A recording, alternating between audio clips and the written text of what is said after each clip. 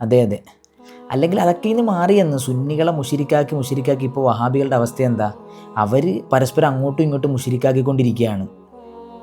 നമ്മൾ സുബ്ഹാനല്ലാ ദിക്റും ഇല്ലെന്ന പോലല്ലേ അവർക്ക് ശിർക്ക് എന്നും പറഞ്ഞുകൊണ്ട് അവർ ഓരോ ദിവസവും ഓരോ നേരവും കഴിഞ്ഞു പോകുന്നത്.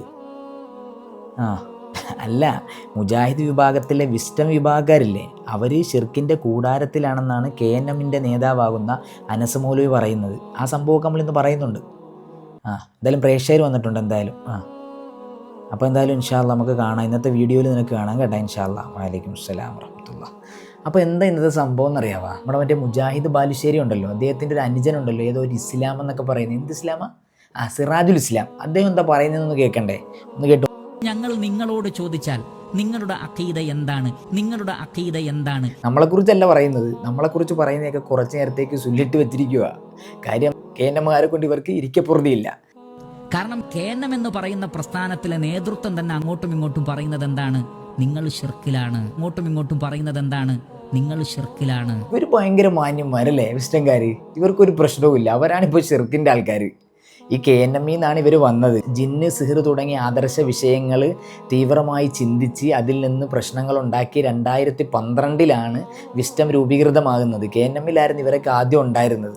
ഇങ്ങനെയുള്ള ഒരവസ്ഥയിൽ അഖീദയുടെ വിഷയത്തിൽ KNMകാരെ നിങ്ങളുടെ അവസ്ഥ എന്താണ്? അതാ ഞാൻ നേരത്തെ പറഞ്ഞത്. KNMകാരുടെ അവസ്ഥ ഓർത്തിട്ട് ഇപ്പോൾ വിസ്റ്റംകാർക്ക് ഇരിക്കപ്പുറതിയില്ല. മനസ്സിലായില്ലേ? വേറൊരു മൗലവിക്ക് അങ്ങ് ഇളകി. അദ്ദേഹം പറയുന്ന ശൈലി ഒന്ന് കേട്ടോ എനിക്ക്.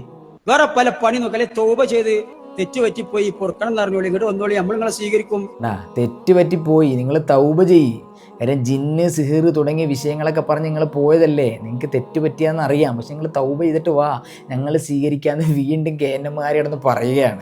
എന്നിട്ട് അദ്ദേഹം പറയുന്നത്, കപടന്മാരാ നിങ്ങള്, ബഹുദൈവ വിശ്വാസികളാ നിങ്ങള്, അതൊക്കെ മാറ്റിയിട്ട് തൗഹീദിലേക്ക് സന്തോഷത്തോടെ കടന്നു വരൂ.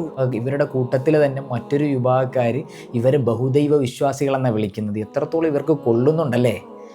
ഇനിയും കൊള്ളും. കാര്യം എത്രത്തോളം സുന്നികൾ ഇവർ പറയുന്നു അതനുസരിച്ച് ഇവർ ഈ സമൂഹത്തിൻ്റെ മുമ്പിൽ തകർന്ന് പോയിക്കൊണ്ടേയിരിക്കും. അതിന്ന് നടന്നുകൊണ്ടിരിക്കുന്ന സത്യമാണ്. എന്നെ കേൾക്കുന്ന ശ്രോതാക്കളെ, ഇതൊക്കെ പറയുമ്പോൾ ആക്ഷേപിക്കുന്നതിന് മുമ്പ് കുറച്ച് പഠിക്കണം നിങ്ങളൊക്കെ.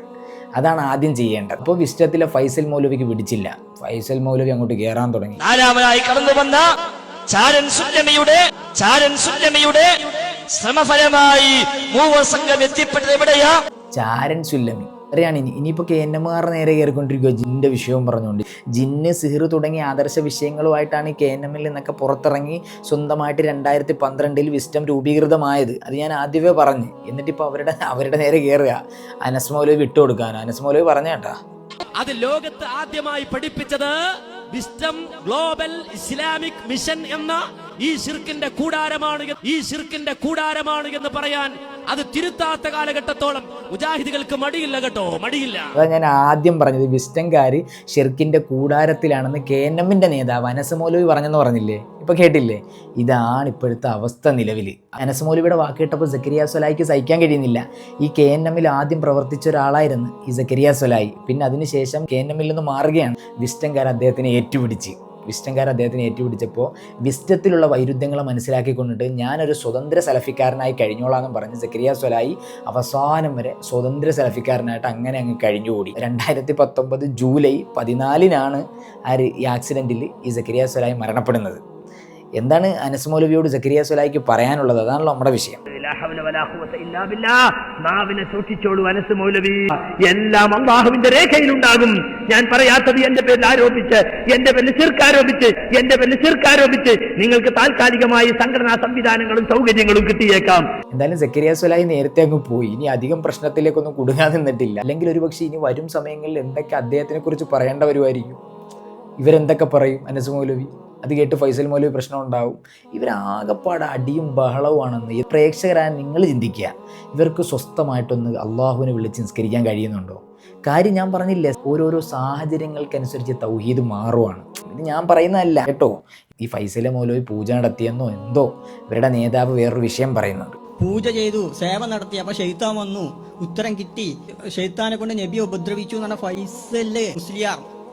അദ്ദേഹവും അദ്ദേഹത്തെ പോലെ ആ വിശ്വാസം പേർന്നവരുണ്ടെങ്കിൽ കാഫിറാണ്, മുശ്രിക്കാണ് തന്നെ ഞാൻ പറഞ്ഞേ. പച്ചി തന്നെയാണ് പറയുന്നത്. ഈ ഫൈസൽ മൗലവിയെ പോലുള്ളവരുടെയൊക്കെ പ്രവർത്തനങ്ങളിൽ പച്ചയായിട്ട് കാഫിറാന്ന് തന്നെ ഞാൻ പറയുകയെന്ന് വേറൊരു നേതാവ് പറയുന്നത് പോലും.